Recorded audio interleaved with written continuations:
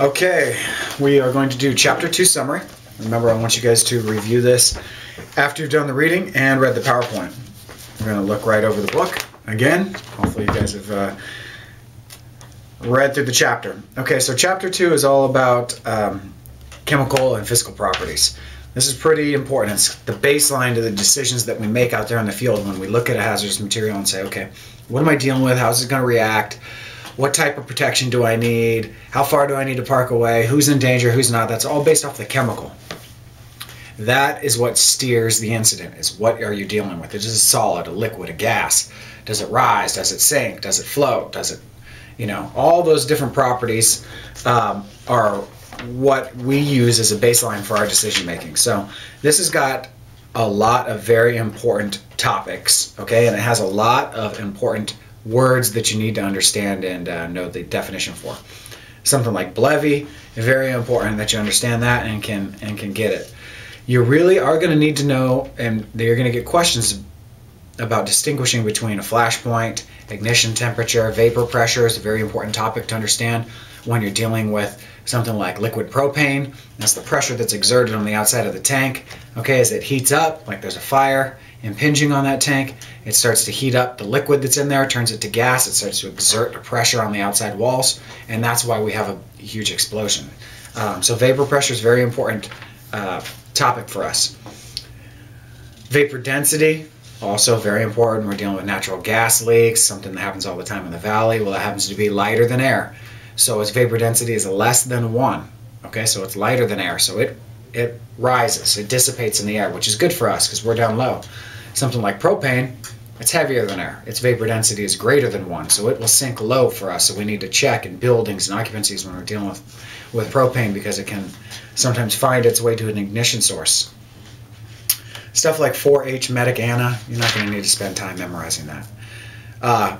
Corrosivity, water solubility, these are important. Understand what a pH scale is. Remember, 7's neutral, acids are low, bases are high. Anything that's towards the edge of the range, from 0 to 14, anything towards the edge of the range is significantly dangerous. Acids aren't more dangerous than bases. They're both very damaging to human tissue.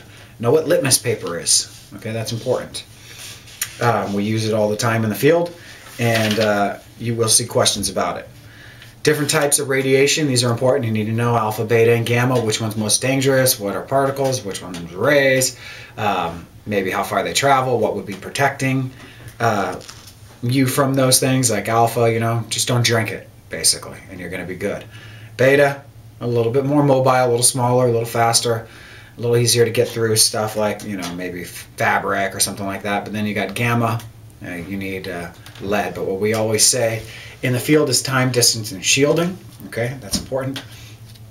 Limit your time, your exposure, get as far away as you can, and put something in between you and the source of the exposure. Secondary and primary contamination, you will get some, maybe a question about that. And then at the end of the chapter, you roll into different types of WMD.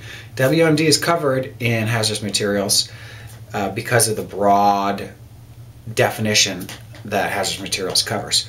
But, it's not super important at this time that you spend a lot of time on the different agents. I think it's interesting, so it's definitely worth your reading.